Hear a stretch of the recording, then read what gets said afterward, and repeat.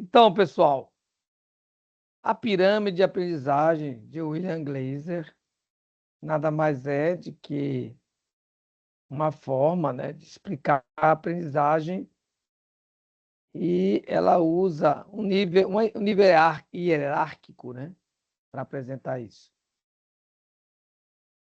Foi o psiquiatra americano William Glaser que, vamos dizer assim, organizou ela. Essa teoria explica que o nosso cérebro aprende de várias formas diferentes e que quanto mais mesclarmos na forma de aprendizagem, mais a porcentagem de absorção do conteúdo aumenta. É uma versão cognitiva, né, gente? Essa teoria, né, explica de uma maneira bastante didática como o nosso cérebro aprende informações. De acordo com Gleiser, a porcentagem de assimilação de informação é maior quando você interage de algum modo com o conteúdo. Então, usar vários métodos, usar vários meios, né, tudo isso vai ajudar para que haja aprendizagem.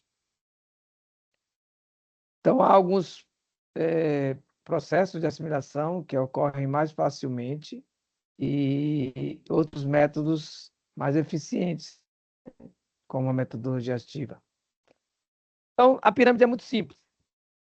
Você tem um momento em que o aluno está passivo e o outro momento que ele está ativo. A parte ativa está na base da pirâmide. Por quê? Porque tem maior percentual de aprendizagem. E a parte em que ele está passivo, né? Vamos dizer assim, as aulas mais tradicionais, centradas no professor, por exemplo, ou expositivas, têm um menor percentual de aprendizagem. É claro que você não precisa concordar 100% com essa tabela, mas o que fica claro aqui? Que apenas ler só vai dar uma aprendizagem de 10%. Se essa leitura for seguida de uma escuta, né? No caso, até de um debate, né? Uma troca, vai haver mais 10, mais, né? Você vai ter mais, você teria uma aprendizagem de 20%. Se o aluno está vendo, então, né? Você está lá explicando no quadro, você está lendo e tem uma figura, ele vai aumentar ainda mais, né? A aprendizagem. No caso, vai ser 30%. Se for esses dois anteriores, ele soma, né? Ver e escutar, 50%. Agora vem as partes em que ele atua de forma ativa. Então, ele sai da passividade e interage. Conversar, perguntar, repetir, numerar. Por isso que as crianças, né, das séries iniciais são tão estimuladas à pintura, à escrita. Eles estão no modo ativo. Reproduzir. Então, o modo passivo, eles não vão ficar muito tempo, né? Não consegue. Tem que estar no modo ativo. No caso aqui, praticar tudo, né? Tudo que você está fazendo, né? Cálculos, escrita, vai, segundo eles, segundo William Glaser, a aprendizagem vai ser 80%. E a final e maior delas é quando você ensina aos outros. Não dá para a gente falar de forma tão clara para o ensino, anos iniciais, educação infantil, porque nós sabemos a dificuldade das crianças nesse processo de uma ensinar a outra. É muito complicado isso. Isso vai acontecer mais nas séries finais da educação básica. Mas essa é a pirâmide, uma pirâmide muito, muito legal de trabalhar. Vale a pena vocês conhecerem. Então, aqui acabou com essa fonte, que é metodologias ativas, tá bom? Que fala sobre isso. Aí vamos fazer o seguinte, para aumentar um pouquinho o nosso repertório dessa aula. Vamos trabalhar aqui com o chat GPT.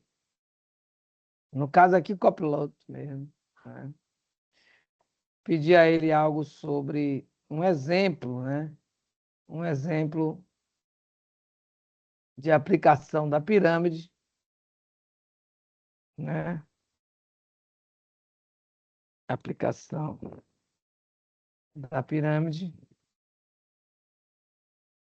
isso, em no processo de ensino de matemática, tá bom? Processo de ensino de matemática nas séries iniciais. Joia?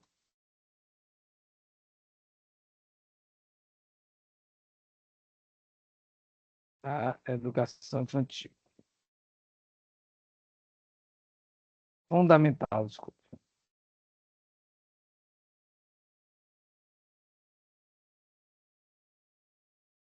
Então, ele vai falar, né, o que é pirâmide, né?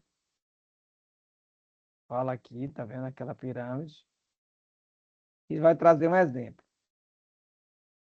Olha aqui. O professor apresenta um texto explicativo sobre soma e diferença. Então, está apresentando um texto. Só vai ter 10% de aprendizagem. Que o aluno está lendo. Gente, segundo essa teoria, tá bom?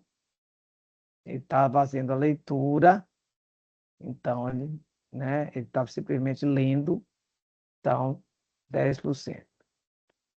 Se há uma explicação oral, como ocorre a soma e subtração, usando inclusive situações do cotidiano, ele vai ter uma aprendizagem maior. Aqui ele dá o exemplo, né? Se você tem 3 balas e ganha 2, então você está praticando a audição. Lembrando que tem criança faixa etária, né, não sabem nem ler, então nem dava para você falar da leitura em alguns casos. Então, no processo de alfabetização. A observação tem como exemplo mostrar imagens ou vídeos com objetos sendo adicionados ou retirados. Então, fazer um desenho no quadro, trazer um material concreto, né? Mostrar. O audiovisual, usar um recurso multimídia interativo como um jogo digital que ilustre as operações. Aqui que ele fala dos 50%, né? Que vemos e ouvimos. Não ficou bem explicado esse aqui, não. Esse exemplo aqui não está muito legal, não. A gente manda ele trocar. Agora sim, a discussão. A discussão aqui já é o 70%, né? Que é a parte ativa do processo. Propõe que os alunos conversem em duplas sobre estratégias para resolver problemas, como você faria para somar 8 mais 7. Então, a discussão, as conversas entre eles também, né, mediadas pelo professor. A prática, né, que é 80%, com material concreto, blocos, palitos ou fichas para representar os números e realizar as operações, no caso de adição e subtração. E, no fim, cada aluno explica para um colega como resolver um problema ou cria um pequeno desafio para a turma. Não é um pouquinho complicado, né? Você montar isso aqui, uma sala cheia, com crianças nas séries, né, no começo do ensino fundamental, nos iniciais. Então, tem essa dificuldade. Então, basicamente, seria esse um exemplo, né, que a gente teria aqui, né? Aqui ele pede se a gente quer criar um plano de aula, qualquer um dos temas, né? Mas vou pedir ele para trocar aqui, ó. Vemos, vemos, do que vemos e ouvimos, que ele chamou aqui de audiovisual. Exemplo, retirar item 4 e refazer para... Pronto. Vamos ver. Então, ele tirou aqui e botou vemos e ouvimos, né? Quer dizer, observação está aqui, audição já foi dito, agora vemos e ouvimos, tá vendo?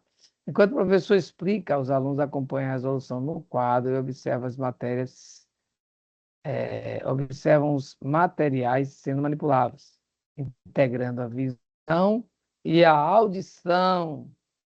É isso, ó, a pirâmide de William, William, olha aí, Gleiser.